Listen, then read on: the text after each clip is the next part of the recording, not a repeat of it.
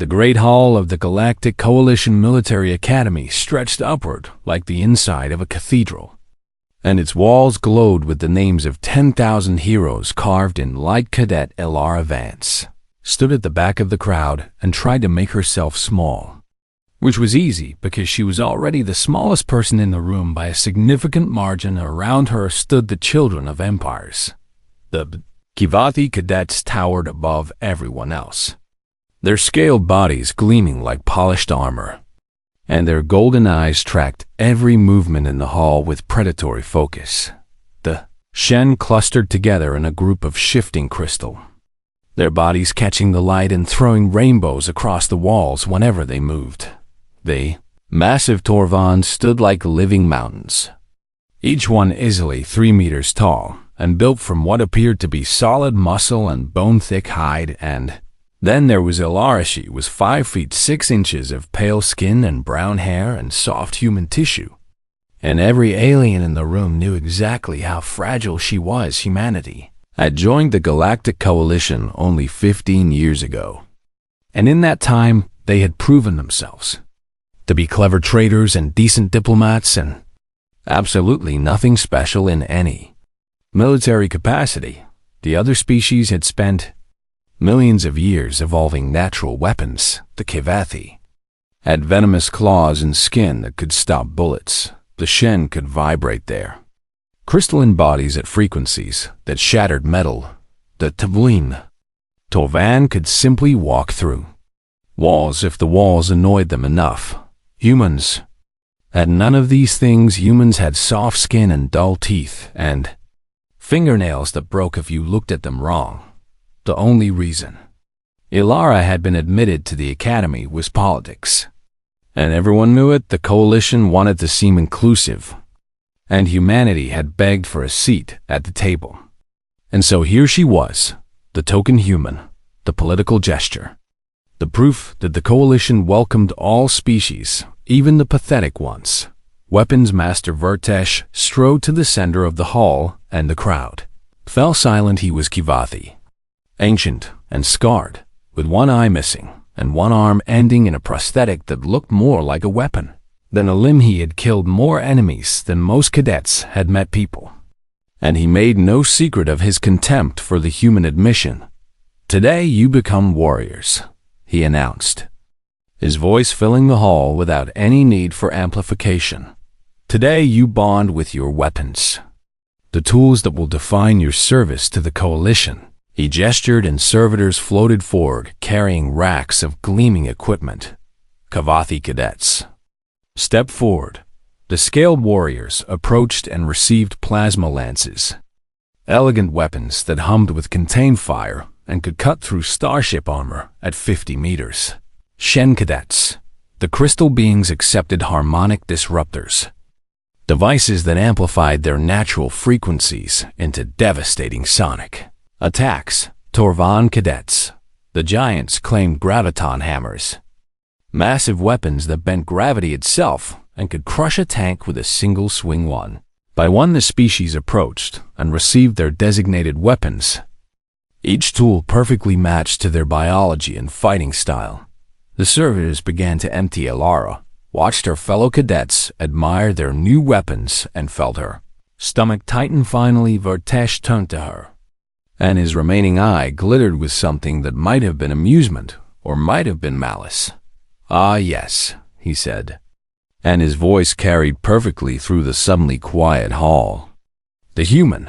He reached into a container that Elara had not noticed before and pulled out something that made the entire assembly erupt in sounds of mockery. It was a wooden stick, about 5 feet long, made of simple terrenochid.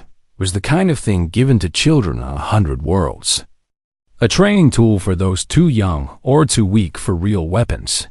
Humans are too fragile for plasma weapons, Vertesh announced to the crowd. Their nervous systems cannot handle harmonic frequencies, and their bodies would shatter under graviton feedback. He tossed the stick toward Elara with casual contempt. "This is appropriate for your kind." The hall filled with noise. The Kivathi hissed their laughter. The Shen chimed in. Crystalline mockery. Even the stoic Torvan rumbled with amusement. Alara caught the stick. It was heavier than she expected, dense and solid. The wood once smooth by handling, she recognized it from the cultural package humanity had sent with their diplomatic mission, a traditional weapon from Earth's history. Included as a curiosity rather than a serious contribution, Vorth watched her with obvious satisfaction, waiting for tears or protests or the pleading that he clearly expected. Instead, Alara examined the staff carefully. She tested its weight and balance. She ran her fingers along the grain of the wood, and then she did something that made Vortesh's satisfaction flicker into confusion. She bowed. It was a proper bow, the kind her grandmother had taught her, deep and respectful and completely sincere. "Thank you, Weapons Master," she said, and her voice did not waver. "I am honored to receive a weapon of my people." She straightened and met his eye without flinching. "I will train with it every day." Vortesh stared at her for a long moment. He had expected weeping.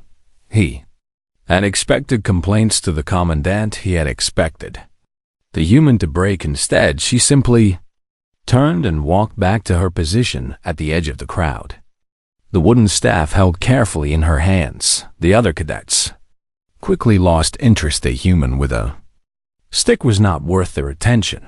They had real weapons to admire and real training to anticipate. Elar stood alone at the back of the hall and watched them all. She studied the way the Kavathi held their plasma lances and noticed how they kept their claws well away from the firing mechanism. She observed the Shen and their disruptors and saw how carefully they monitored the frequency displays. She watched the Torvan struggle to adjust the graviton settings on their hammers and heard them ask each other for help with the controls. They did not understand their weapons. She realized they had never needed to. Their weapons were designed by engineers and calibrated by technicians and handed to soldiers who simply pointed them at enemies and pressed buttons. Alara looked down at the wooden staff in her hands. There were no buttons. There were no calibrations. There was only the wood. And the warrior who wielded it, her grandmother, had taught her to fight with sticks when she was 7 years old. Humans have been fighting with sticks for longer than most species have existed. The old woman had said, "We had to, because we did not have claws or venom or armor. So we found sticks and stones and we made them into weapons. And we became very, very good at using them." Alara had not understood then why her grandmother considered that important. Now she was beginning to understand. She gripped the staff and walked out of the great hall while the other cadets celebrated their shining new weapons. She had a lot of training to do. The months passed slowly for most cadets at the academy, but for Alara, they vanished like water through open fingers. She woke every morning 2 hours before dawn and trained in the empty combat halls while the rest of the academy slept. She practiced the forms her grandmother had taught her, the sweeping arcs of Filipino arnis, the precise thrusts of Japanese bujutsu, the flowing movements of Chinese gun technique. She trained until her arms burned and her hands blistered and her legs threatened to collapse beneath her, and then she went to breakfast and pretended she had not been awake for hours.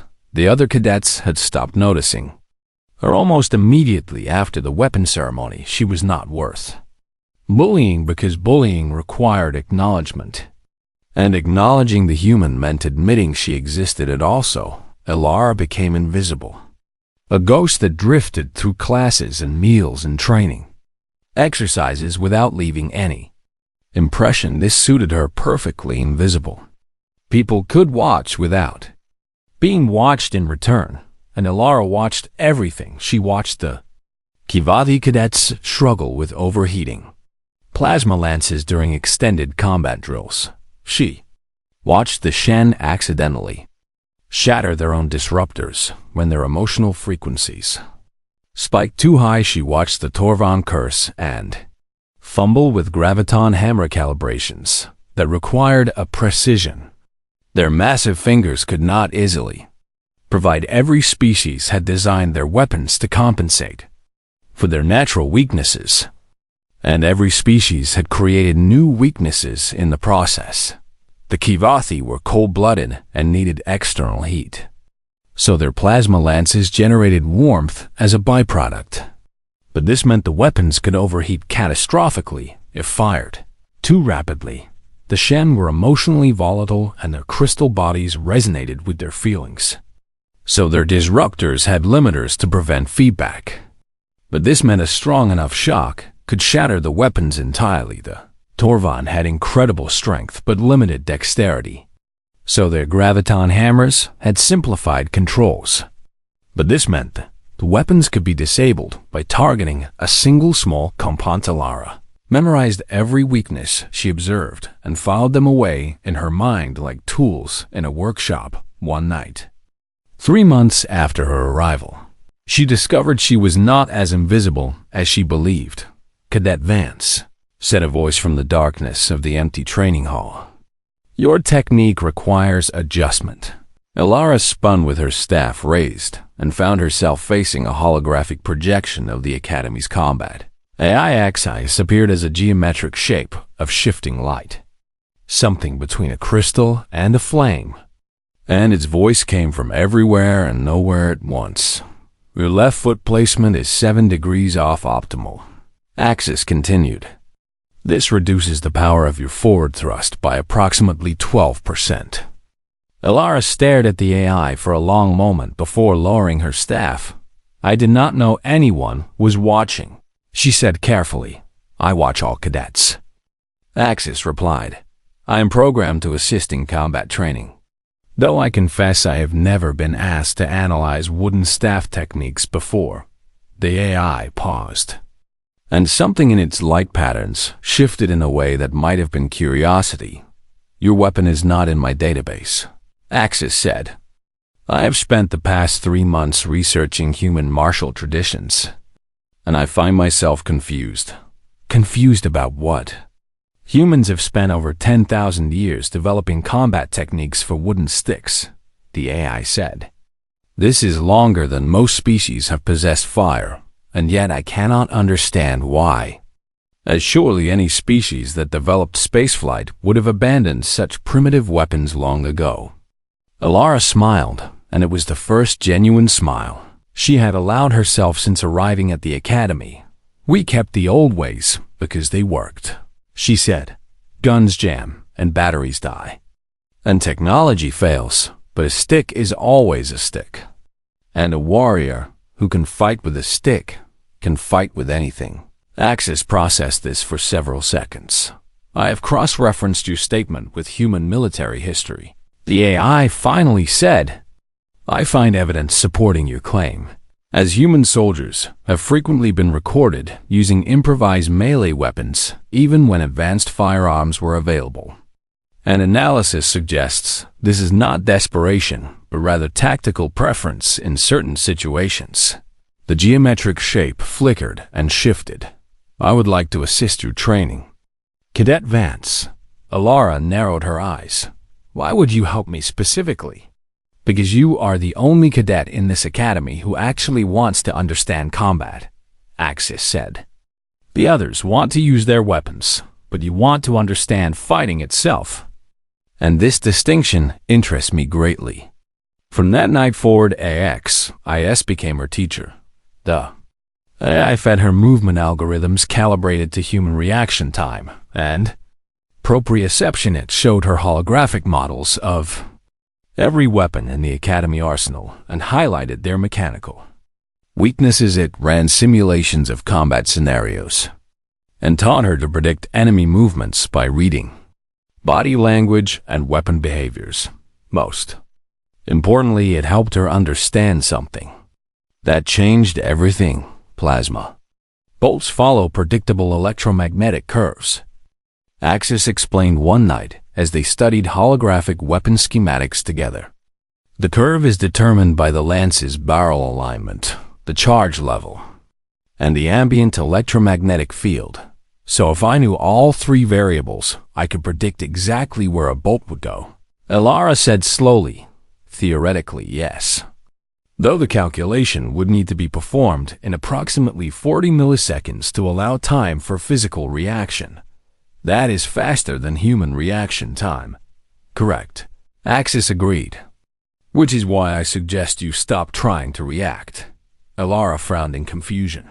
If you cannot react fast enough to dodge, the AI explained, then you must predict instead of react. And if you study Kivathi combat techniques, you will notice they have tells, specific eye movements before firing, muscle tensions in their arms, and a characteristic whine from the lance's charging cycle that occurs exactly 200 milliseconds before discharge. You want me to learn to read the shooter instead of watching the shot. I want you to understand that the weapon is not your enemy, Axis said. And its light patterns pulsed with something that might have been satisfaction. The warrior holding the weapon as your enemy. And warriors are always predictable if you study them long enough. Elara began watching the Kivathi cadets with new eyes. She memorized their stances and their habits and their tiny unconscious movements. She learned to recognize the moment before they fired. The instant of decision that preceded the action. She practiced her responses until they became automatic. Until her body moved before her conscious mind could interfere. The other cadets continued to ignore her. They polished their plasma lances and calibrated their disruptors and admired their graviton hammers. They never once considered that the invisible human with the wooden stick was watching them. They never imagined that she was preparing 6 months after the FUD weapon ceremony. A Shen cadet named Shira approached Elara in the mess hall. Human, Shira said, her crystalline voice chiming with condescension. I have a question for you. Elara looked up from her meal and said nothing. Tomorrow we begin the crucible. Shira continued. The survival assessment on the jungle moon, and my team has been assigned a human. Which is to say my team has been assigned dead weight. What is your question? Shira leaned closer, and her crystal body rang with irritation. Try not to die too quickly, the Shen said. I would prefer to not waste resources protecting you. She turned and walked away without waiting for a response. Elara watched her go and then returned to her meal. Tomorrow she would show them what dead weight could do. The jungle moon of Ketharis hung in the void like a green and brown marble, and its atmosphere screamed against the hull of the drop shuttle as they descended through layers of toxic cloud. Elara gripped her wooden staff and watched her teammates check their weapons for the 15th time. Keth, the Kivathi, sat across from her and polished his plasma lance with obsessive attention, his golden eyes never once glancing in her direction. Shira the Shen hummed to herself as she calibrated her harmonic disruptor, her crystal body throwing nervous rainbows across the shuttle interior. Grun. The Torvan simply sat in silence and let his graviton hammer rest across his massive knees, his expression as unreadable as stone. The fifth member of their team was an insectoid named Vex, a member of a species Elara did not recognize. All black chitin and clicking mandibles and compound eyes that seemed to see everything at once. Vex had not spoken to her either. But unlike the others, there was no contempt in the insectoid's silence. Only a patient watchfulness that Elara found almost comforting. Listen carefully, Keth announced as the shuttle shuddered through another layer of atmosphere. I am team leader, and I have a plan for survival. He gestured at the holographic map projected in the center of the shuttle. We land here, move north to the extraction point, and eliminate any threats along the way, he said. Grun takes point because nothing can hurt him. I provide range support. Shira handles any enemies that get too close. And Vex scouts ahead. What about the human? Shira asked with a chiming laugh. Keth finally looked at Elara, and his expression was a mixture of annoyance and pity. Stay behind us and try not to die, he said. If we are attacked, you hide and let the real warriors handle it." "Understood." Ilara nodded once and said nothing. The shuttle hit the jungle canopy with a crash of breaking branches and came to rest in a small clearing surrounded by trees that stretched hundreds of meters into the green-tinged sky. They emerged into air that was thick with moisture and strange sounds. Alien creatures calling to each other in the distance. Insects buzzing past with wings that glittered like metal. "Move out," Keth ordered. They traveled for 6 hours through terrain that seemed designed to kill them, vines with thorns like knives hung across every path, pools of liquid that might have been water or might have been acid blocked their way at random intervals. Creatures watched them from the shadows, things with too many eyes and too many teeth.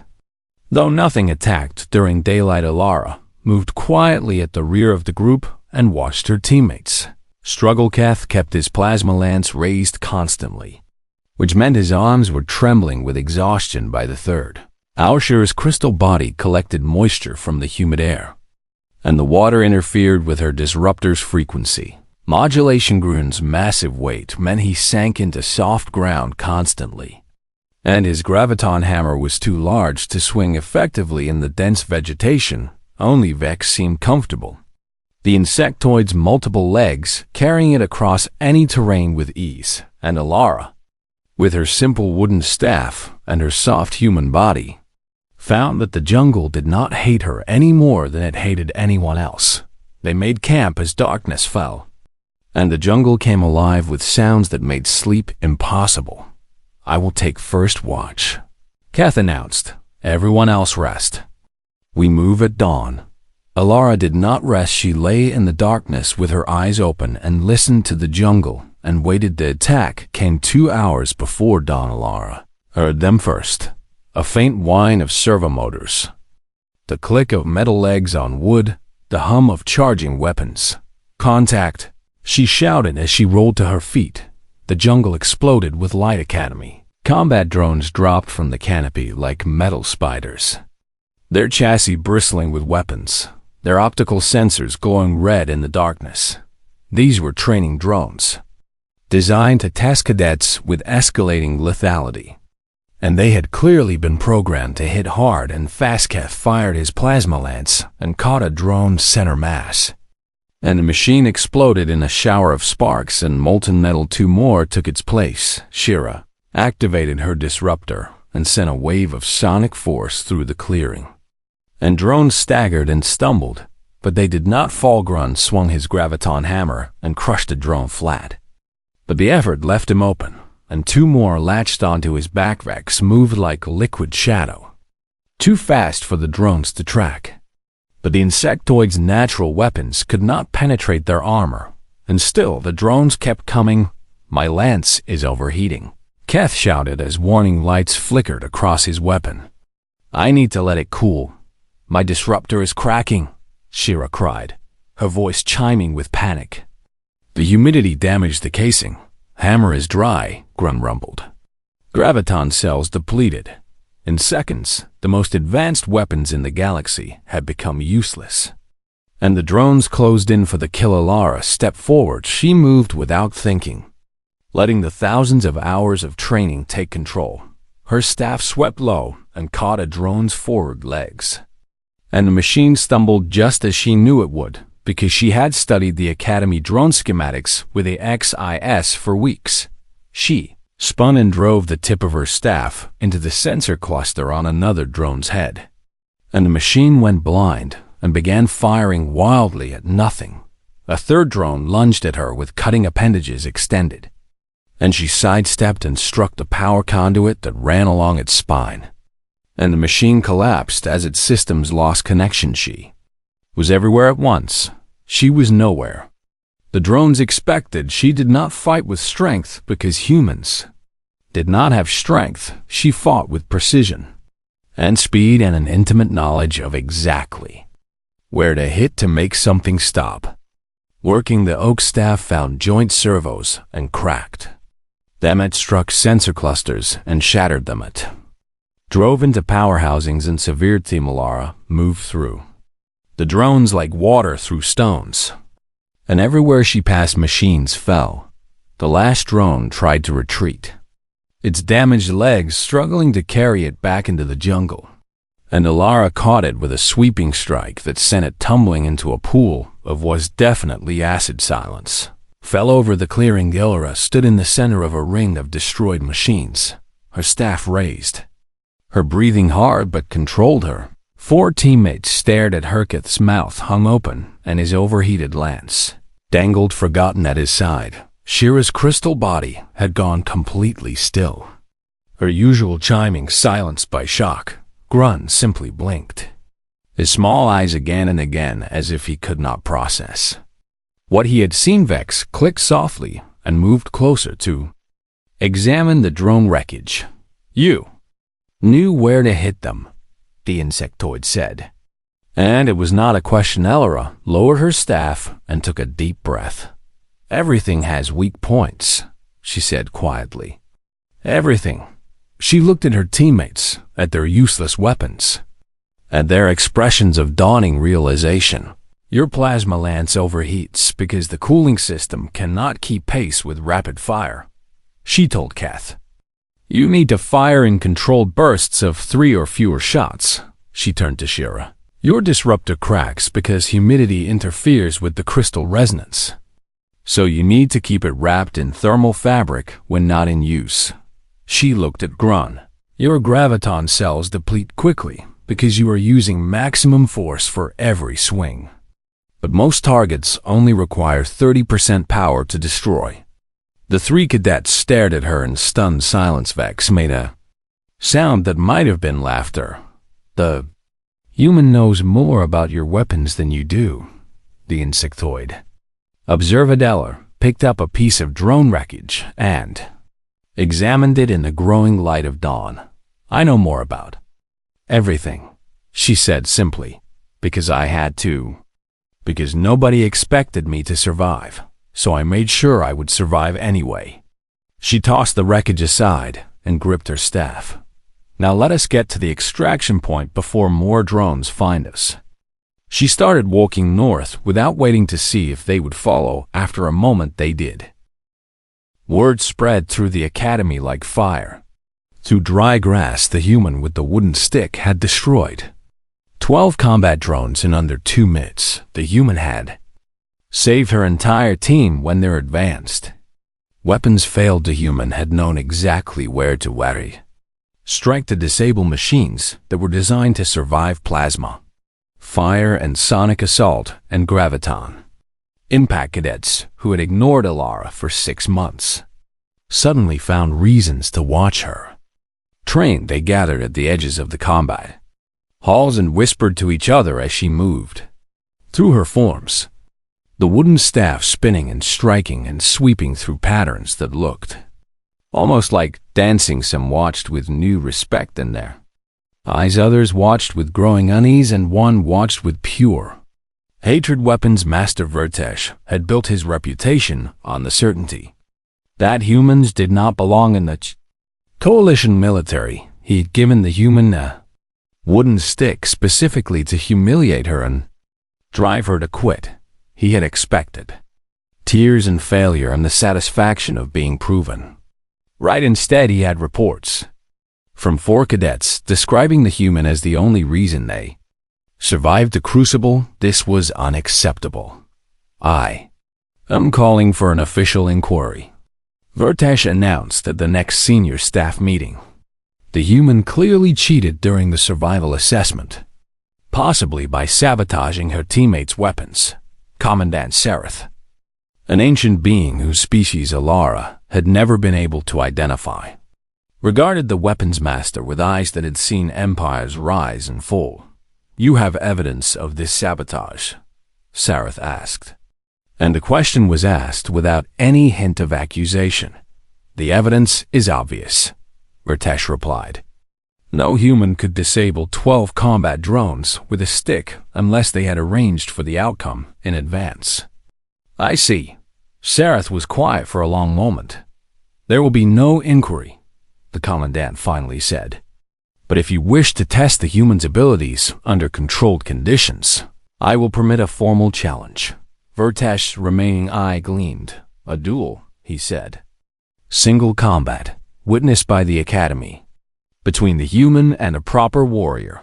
Choose the challenger, Sereth replied. And I will make the arrangements.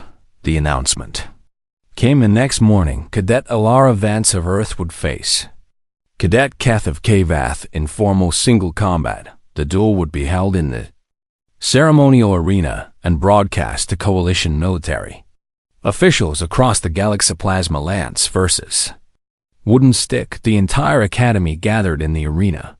Thousands of cadets and instructors, filling the tiered seating that surrounded the circular combat floor. Holographic projections carried the event to watching officials on 100 worlds, including Earth, where humanity's ambassador sat pale and worried in a viewing chamber. Alara walked onto the arena floor and felt the weight of every eye upon her. She wore simple training clothes and carried her oak staff. And beside the gleaming armor of her opponent, she looked small and fragile and hopelessly outmatched. Keth stood across from her in full Kivathi battle dress, his scales polished until they shone like gold, his plasma lance humming with barely contained power. He did not look at her with hatred. He looked at her with something closer to pity. Human, he said quietly so only she could hear. I do not wish to harm you, so if you yield now, I will ask Vertesh to end this farce. Alara met his golden eyes and smiled. You saved my life in the crucible, she replied just as quietly. But I need you to understand something. Keth. What? I was never in danger. The ceremonial horn sounded before he could respond. And Keth raised his lance and fell into a combat stance that Alara had watched him practice 1,000 times. She knew exactly what he was going to do. His first shot would come high, aimed at her left shoulder, because Kivathi always tested their opponents with a non-lethal opening strike. Alara shifted her weight onto her back foot and waited. Keth fired. The plasma bolt screamed across the arena in a streak of blue-white fire.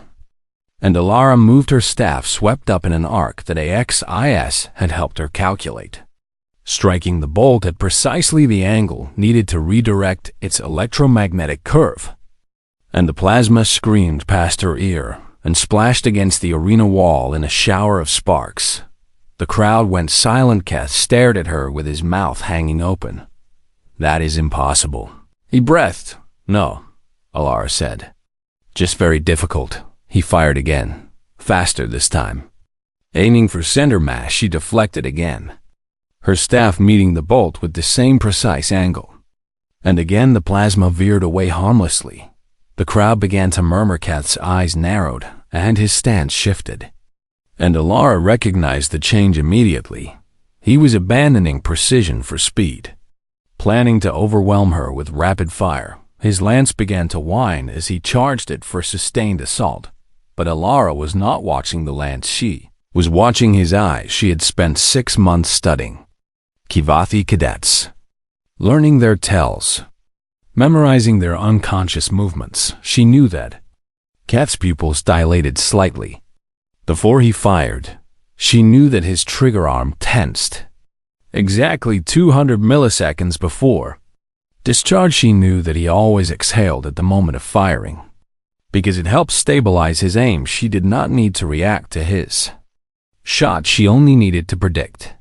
Then Keth opened fire in a continuous stream of plasma bolts, each one bright enough to blind, each one hot enough to vaporize flesh and bone. Alara moved like smoke. Her staff danced in patterns that seemed to defy physics, meeting bolt after bolt at impossible angles, redirecting them into the floor and walls and ceiling of the arena. She was not dodging, she was conducting, turning his attack into a symphony of deflected fire.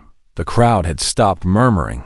They were completely silent, watching something that should not be possible. Keth's lance began to overheat. Warning lights flickered across its surface, and the characteristic whine of an overworked cooling system filled the arena.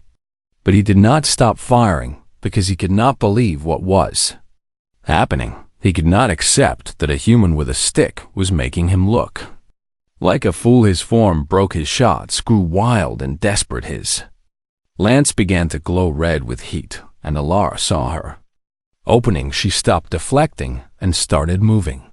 Forward, 3 strides carried her across the distance between them, her staff spinning to knock aside the last few bolts.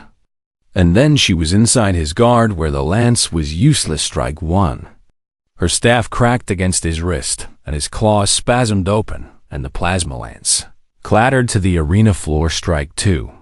She swept his knee and he buckled, his massive body suddenly unbalanced. Strike 3. The tip of her staff hovered at his throat, pressing just hard enough against his scales to make her point. The arena was absolutely silent. Keth looked up at her from his knees, his golden eyes wide with shock and something that might have been wonder. Yield, Alara said quietly. I yield, he replied, and there was no shame in his voice, only honest defeat. She stepped back and lowered her staff. The silence stretched for 1 heartbeat, 2, 3, and then the crowd erupted. The sound that filled the arena was not cheering exactly, but it was not mockery either. It was the sound of thousands of beings realizing that everything they believed about humans had been wrong. Alara stood in the center of the arena and let the sound wash over her. She looked up at the viewing box where Vartesh sat with his face twisted in fury. She looked at Commandant Sarath, whose ancient eyes gleamed with something that might have been satisfaction. She looked at the holographic projectors that were carrying her image to 100 worlds, including Earth, and then she reached down and offered her hand to Keth. He stared at it for a moment before accepting, and she helped him rise to his feet. How? He asked simply. I told you, she replied. Everything has weak points, and warriors are predictable if you study them long enough. She retrieved his plasma lance from the arena floor and handed it back to him. You are a good fighter, Keth, she said, but you rely on your weapon instead of understanding it. So learn the difference, and no one will ever defeat you again. He took the lance and looked at it as if seeing it for the first time. Thank you, he said. Quietly, Ella nodded and turned and walked out of the arena behind her. The crowd continued to roar. The emergency session of the Academy's Governing Council began 3 hours after the duel ended. Weapons Master Vortesh stood before the assembled instructors and demanded justice. The human made a mockery of our traditions, he declared, his scarred face twisted with rage. She humiliated a superior warrior with trickery and deception, and she must be expelled immediately. The other instructors shifted uncomfortably in their seats. Many of them had watched the duel. Many of them had seen something they could not explain. Commandant Sarath sat at the head of the council table and let Vertesh speak without interruption. When the weapons master finally ran out of words, Sarath raised one hand and the room fell silent. Tell me, Vertesh, the commandant said in a voice like wind through ancient stones. What rule did Cadet Vance break? She could not possibly have deflected plasma bolts with a wooden stick unless she cheated somehow. That is not a rule. That is your disbelief. Vertesh's remaining eye narrowed. The human used a primitive weapon in a formal duel. The Academy Charter permits traditional cultural weapons, as you yourself acknowledged when you gave her that staff. She must have sabotaged Keth's lance somehow. Our technicians have examined the lance and found no evidence of tampering. Sarath leaned forward and fixed Vartesh with a gaze that had witnessed the birth and death of civilizations. The human followed every rule of the duel, the commandant said quietly. She simply followed them better than anyone expected. Vertesh opened his mouth to protest, but Sarath continued speaking. You gave her that stick because you wanted to humiliate her, because you believed humans were inferior and you wanted to prove it. But instead, she took your insult and turned it into victory. The commandant rose from the table. There will be no expulsion. and there will be no further discussion of this matter in council. Sareth turned to address the other instructors. However, I believe this incident has revealed something important that we have forgotten. The ancient being moved to the window and looked out at the academy grounds, where thousands of cadets trained with the most advanced weapons in the galaxy. We have become dependent on technology. Sareth said, "We give our young warriors plasma lances and harmonic disruptors and graviton hammers. And we tell them these tools will make them powerful. But we never teach them what to do when the tools fail." The commandant turned back to face the council. The human survived because she understood something fundamental. Weapons do not make warriors. Warriors make weapons. Sareth's eyes found Vertesh. You gave her a stick and she became dangerous with it. And that should tell us everything we need to know about what we have been doing wrong. The commandant announced a full assembly for the following day. Every cadet, instructor, and official at the academy gathered in the great hall where Alara had first received her wooden staff. The walls still glowed with the names of 10,000 heroes. But now there was space for new names to be added. Commandant Sareth stood at the center of the hall and addressed the crowd. "You have all heard what happened in the arena yesterday," Sareth began. "Many of you witnessed it yourselves, and I suspect many of you are still trying to understand what you saw." The commandant gestured, and Alara walked forward from the crowd to stand beside the ancient being. She carried her oak staff, now worn smooth by months of training, stained dark with drone lubricant and sweat.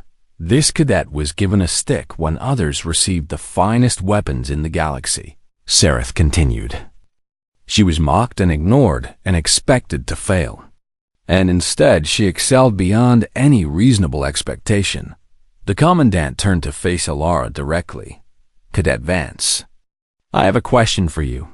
Alara met the ancient eyes without flinching. "What do you call that weapon?" Sareth Alara considered the question. Carefully, she thought about the Filipino warriors who had fought. Colonizers with nothing but rattan sticks, she thought. About the Japanese monks who had developed bajutsu because they were forbidden to carry swords, she thought. About the Irish farmers who had turned walking sticks into weapons when oppressors took everything else. She thought about her grandmother, who had taught her to fight in their small backyard on Earth, who had made her practice the same movements 10,000 times until they became part of her bones. On Earth, we have many names for it. She finally said, "Jo in Japanese, Bay in some traditions, quarterstaff in English, shillelagh in Irish." She paused and gripped the staff more tightly, but my grandmother called it something simpler. What an equalizer. The word hung in the air of the great hall. She told me that humans invented stick fighting because we had no claws or fangs or armor. Alara continued, "We were soft and weak, and everything in the universe could kill us. So we found sticks and we made them into extensions of ourselves. And we became dangerous anyway." She looked out at the assembled cadets, at the Kavathi and Shen and Torvan and dozens of other species. "A plasma lance is a magnificent weapon," she said. "So is a harmonic disruptor, and so is a graviton hammer. But all of these weapons can fail, and when they fail, you need to know how to fight without them." She raised her staff. "This cannot fail," she said simply. "It is wood, and wood does what I tell it to do, and it will never run out of power or overheat or malfunction. And when everything else fails, this will still work." Commandant Sareth nodded slowly. "Beginning next term, the Academy curriculum will include mandatory training in simple melee weapons," the ancient being announced. "Every cadet, regardless of species or natural advantages, will learn to fight without technology before they are permitted to use advanced weapons." A murmur ran through the crowd. "This new doctrine will be called the Vance Curriculum," Sareth continued, in honor of the cadet who reminded us what we had forgotten. The murmur became something louder, something that might have been Apravalworth, stood at the edge of the crowd with his scarred face unreadable after. A long moment he turned and walked away without speaking 50 years later. Admiral Elara Vance stood on the bridge of the Coalition flagship, Persistence, and watched the star stream past the viewport, sir. Hair was gray now, and her face was lined with decades of service. But her hands were still strong, and her eyes were still sharp. The oak staff hung on the wall of her quarters, preserved behind glass, its surface worn almost white by years of use before she had finally retired. Ida. Young officer approached her with a question in his eyes. "Admiral," he said, "I have always wondered something. Ask, why did you never replace the staff with something more advanced? With a vibroblade or a force pike or any of the weapons available to someone of your rank?" Elara smiled the same smile she had worn in the arena 50 years ago. "That staff has killed 3 assassination attempts," she said. "It won 17 formal duels and outlasted 4 plasma rifles. And it saved my life more times than I can count." She turned to look at the young officer directly. "Why would I trade down?" The officer considered this for a moment. "The Vance Doctrine saved my life during the Kethris offensive," he said quietly. "When my rifle jammed, I remembered my training, and I survived because of it." "Good," Elara replied. "That is why we teach it." She turned back to the village. Stars. Somewhere out there, new cadets were learning to fight with simple weapons before they touched advanced technology somewhere. Out there, the lesson she had taught was being passed down to another generation. Weapons do not make warriors. Warriors make weapons, and a human with a fight stick can change the galaxy. The end.